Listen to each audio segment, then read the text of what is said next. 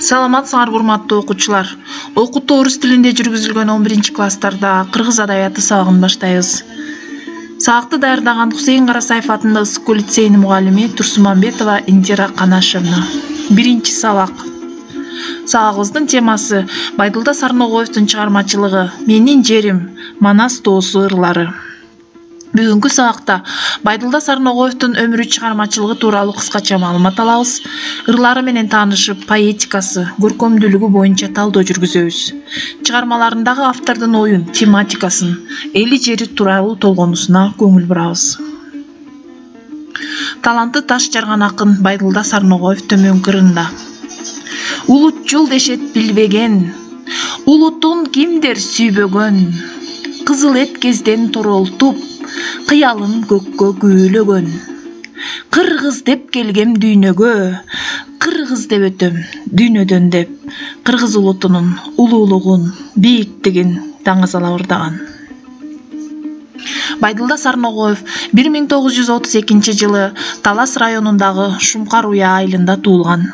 1951 жылы Фрунзедеги Пушкин атындагы номер 5 мектепти бүтүргөн.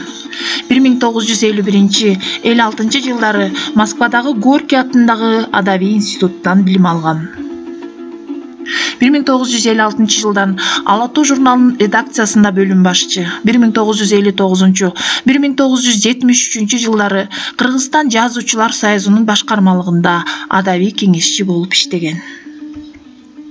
Байдылда Сарногоевдун биринчи поэтикалык жыйнагы Шумкар деп аталган. 1952 жылы жарык көргөн. Акындын көптөгөн ырларына музыка жазылып, белгилүү ырчылар менен сахнага чыгарылып ырдалып жүрөт. Баяз, Ак калпак, Тоолор жана тоолуктар, Менин батпас күнүм, Үзүлбөгөн үмүттөр, Ашуудан берген отчетум аттуу ыр китептери басылып чыккан. Байдылда Сарногоев кыргыздын жигиттерине арнап: толкун болот деңиздин күчтүү жери, толкундай бул кыргыздын жигиттери, 99 өнөрдүн ээси бол деп, тоолук эне төрөгөн сени мени. Чоку болот тоолордун бийик жери, чокудай бол кыргыздын жигиттери, чок кармаган кол менен баатыр бол деп, чоң атабыз үйрөткөн сени мени деп, кыргыздын жигиттерине бекем болууга, улуу болууга, бийик болууга чакырып үндөп кеткен. Байдылда Сарногоевдун чыгармалары орус тилинде да басылып, 1986 жылы Ашуудан берген отчетум аттуу поэтикалык жыйнагы Кыргызстан жазуучулар союзунун Алык Усмонов атындагы адабий сыйлыгына татыктуу болгон. 1996 жылы казак жана кыргыз элдеринин салттарын бекемдөөгө кошкон салымы үчүн Байдылда Сарногоевка Казакстан Республикасынын эл аралык алтын көпүрө сыйлыгы ыйгарылып, 2000 жылы Байдылда аттуу жыйнагы Кыргыз Республикасынын Токтогул атындагы мамлекеттик сыйлыгына татыган. 1951 жылдан СССР жазуучулар союзунун мүчөсү болгон. 1991 жылы Кыргыз Республикасынын эл акыны ардактуу наамы ыйгарылган. 2000 жылы болсо Байдылда аттуу жыйнак үчүн Кыргыз Республикасынын Токтогул атындагы мамлекеттик сыйлыгын алат. Эмгектеги артыкчылыгы үчүн Каарман эмгек үчүн медалы, 1-чи даражадагы Манас ордени жана башка сыйлыктар менен сыйланган. Байдылда Сарногоев 2004 жылдын 19 ноябрында узакка созулган оорудан кийин дүйнөдөн кайткан. Акындын поэзиялары бүгүнкү күнү да өзүнүн көркөмдүк күчү, поэтикалуулугу, образдуулугу, уникалдуулугу менен окурмандарга эстетикалык рахат тартуулап келет. Айрыкча эли жери темасындагы чыгармалары актуалдуу, ошондой эле мекенчиликке багыттап, ар бир атуулду эли жерин сүйүүгө чакырып турат. Төмөндө Менин жерим деген ырына көңүлүбүздү бурабыз.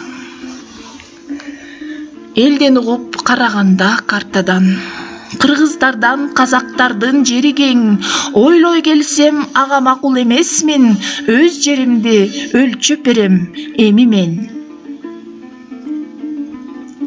Түркүк болуп түшүрбөстөн көгүмдү, толгон тоолор ээлеп жатат жеримди, чокусуна чыгып көрсөң кол сунуп, алам дээрсиң же жылдызды, же күндү.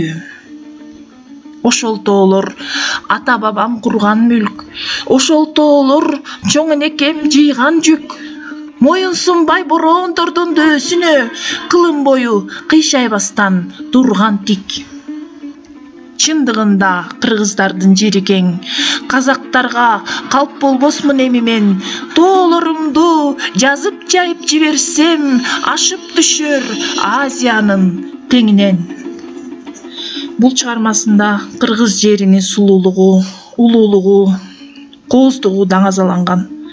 Ошондой эле тоолордун кеңдиги, ата-бабаларга мекен болуп келгендиги, ошолордон бизге мурас калгандыгы, ошондой эле чоң энеси жыйган жүктөй болуп, жакын болгондугу дагы берилип турат. Чыгармадан түшүнбөгөн сөздөр менен иштеп көрөбүз. Ырларда түркүк, мүлк, жүк, моюнсунбоо деген сөздөр кездешет. Эгерде бул сөздөр силерге түшүнүксүз болсо, төмөнкү түшүндүрмөлөргө көңүлүбүздү бурабыз. Түркүк боз үйдү же үйдүн шыбын тиреп туруучу жыгач же устун. Чыгармада түркүк салыштырылат тоолорго. Мүлк дүнүйө, байлык, оокат. Дүнүйө мүлк деп да коебуз. Бул байлыкты түшүндүрөт. Жүк жууркан төшөктөрдү жыйып коюу. Ар бир кыргыздын үйүндө жыйылган жүрктөр, төшөктөр кездешет. Жууркан төшөктөрдүн жыйылып тургандыгын биз жүк деп коет экенбиз. Ал эми моюнсунбоо деген туюнтма баш ийбөө дегенди билдирет. Ал эми текстте бороондорго баш ийбеген тоону көрсөтүп турат. Текстте тоолордун ордунан кебелбей, кандай бороон болсо дагы, кандай табигат шарттар болсо дагы кыймылдабай, жылбай, өзгөрбөй тургандыгын, туруктуулугун, чыдамдуулугун ушу бороондорго моюнсунбай деп берген. Ырга талдоо жүргүзүп көрөбүз. Менин жерим. А дегенде текст тууралуу маалымат, текстте эмне жөнүндө айтылып атат, кайсы темага көңүл бурулган, текстте кайсы көркөм сөз каражаттары колдонулган, эпитеттери, метафоралары кайсы, салыштыруу барбы, синекдоого барбы, ушуларга көңүл бурабыз. Ошондой эле автордун позициясы, авторду берейин деген ою, мекенге болгон сүйүүсү, ошондой эле көркөм сөз каражаттарынын чыгарманын көркөмдүүлүгүн ачып берүүдөгү ролуна көңүл бурабыз. Менин жерим. Тексттин темасы ар бир атуу үчүн өз мекенинин баалуулугу, ар бир адамдагы эли жерин сүйүү сезими жогору болуш керек деген идеяны берип турат. Ал эми автордун позициясы мекен менен акындын бүтүндүгү, ажырагыстыгы, тээ байыртан ата-бабалар, чоң энелерден калган ыйык мурас экендигин даңазалоо. Ошондой эле айга, күнгө, жылдызга жакын түшүнүктөр менен тоолорду салыштырып берген. Көркөм сөз каражаттарынан биз метафораны таптык. Метафорабыз түркүк болуп түшүрбөстөн көгүмдү. Тоолор деген сөздүн ордуна түркүк деген сөздү алган.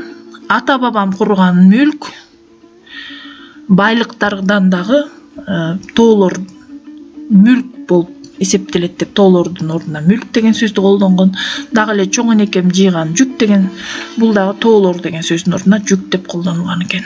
Бороондордун дөсү деген, дөө деген бул жомоктогу аябай коркунучтуу бир чоң жандык. Бороондордун дөсү деп бороондордун эң катаалы, эң оору деген мааниде метафора кылып колдонулган экен. Салыштыруу.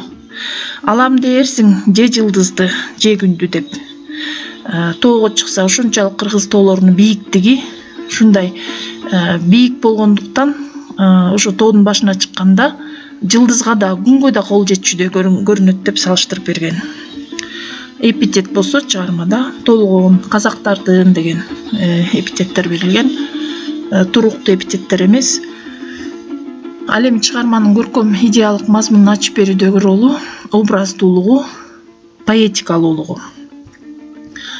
Кыргыз жери туулган жер, бабалар жашаган жер, тоолор көктүрген бийик, чоң энелерди жакын деген ойду айткан. Ал эми ыр түзүлүшүнө талдоо кылып көрөлү. Менин жерим деген ыр түзүлүшү силлабикалык муундардын бирдей санда келиши аркылуу көркөм туюндуруунун ыктуулугу. Аллитерация үнсүз тыгыштардын сап башында кайталанышы. Саптарга көңүлүбүздү бурсак, түркүк болуп түшүрбөстөн көгүмдү, толгон тоолор ээлеп жатат жеримди. Ты тыгыштары кайталанып келген. Ассонанс ошол тоолор ата бабам курган мүлк, ошол тоолор чоң энекем жыйган жүк. Бул үнсүз тыгыштардын сап башында кайталанышы. Ошондой эле анафора бар бул жерде. Анафора тыгыштар эле эмес, сөздөрдүн сап башында кайталанып келиши. Ошол тоолор деген сөз кайталанып берилген. Кийинки чыгармабыз Манас эпос жана манасчылык өнөр темасына дагы Байдылда Сарногоев көп кайрылган. Акындын Манас тоосу деген ырында Манас батырды тарыхый инсан катары карап, эпостук окуялардан чындык тиздеп, баатырлар жүргөн жер суулардын аттарын чечмелеп, кыргыздын бактысына гана бүткөн баба мурасын ар бир кыргыз баласы билсе деген асыл ниетти билдирген. Азыр ырдын текстине көңүлүбүздү бурабыз. Чөмүлтүп мөңгү ак карга, чокусун созгон асманга, ой өтөк түзү жаз жайда, оронгон жашыл макмалга. Ил бир сыыргып корумдан, барчыны көктөн бой урган, капталдан дүргүп аркары, калтары качкан коңулдан. Найзадай типтик соолору, башында булут булаган, балгымыз сымак түбүнөн наристе суулар чураган. Эченди баштан өткөрүп, эсепсиз жашка барган тоо, баарыбыз үчүн кымбаты, Манастын изи калган тоо. Ырга талдоо жүргүзүп көрөбүз. Ырга талдоо жүргүзүүдө текст тууралуу маалымат, тексттин темасы, көркөм сөз каражаттары, ырдагы эпитеттер, метафоралар, салыштырууларга көңүлүбүздү бурабыз. Ошондой эле автордун позициясы, автордун мекенге болгон сүйүүсү чыгарманын көркөмдүүлүгүн ачып берүүдөгү көркөм сөз каражаттарынын ролуна көңүлүбүздү бурабыз. Бир нече көркөм сөз каражаттарын карайлы балдар. Метафора. Оронгон жашыл макмалга. Жашыл макмал деген жашыл кездеме. Ушул кездемени көк чөпкө же болбосо биз жашыл чөп деп коебуз, көк чөп деп коебуз. Кыргыздын тоолору, кыргыздын жери жазында, жайында жашыл макмалга салыштырылган. Салыштыруулар найзадай, балгымыз сымак деп типтик зоолорду найзага, ал эми сууларды балгымызга салыштырган. Эпитет эсепсиз жашка барган тоо, Манастын изи калган тоо деген саптарда эсепсиз жашка барган, Манастын изи калган деген эпитеттер берилген. Ошондой эле дагы көңүл буруп кетчү нерсе чыгармадагы пейзаждык сүрөттөөлөр. Чөмүлтүп мөңгү ак карга, чокусун созгон асманга, ой өтөк түзү жаз жайда, оронгон жашыл макмалга. Найзадай типтик зоолору, башында булут булаган, балгымыз сымак түбүнөн наристе суулар чураган деп кыргыздын тоолорун, сууларын, асманды, мөңгүнү, карга оронуп туткан чокуларды, ойду, өтөктү, түздү, жазында жайында кандай берилишин, кандай көрүнүп тургандыгын сүрөттөп берген да. Зоолорду найзадай типтик деп, башында булуттардын көрүнүп тургандыгын сүрөттөгөн. Тапшырмалар. Эки ырды менин жерим жана Манастын тоосу деген ырдагы жалпылыктарды карап көрөбүз, озекиштеп көрөбүз. Кандай жалпылыктар бар? Манас тоосу ырында автордун берейин деген ою өзүңөрдүн жыйынтык оюңар менен жазып келесиңер.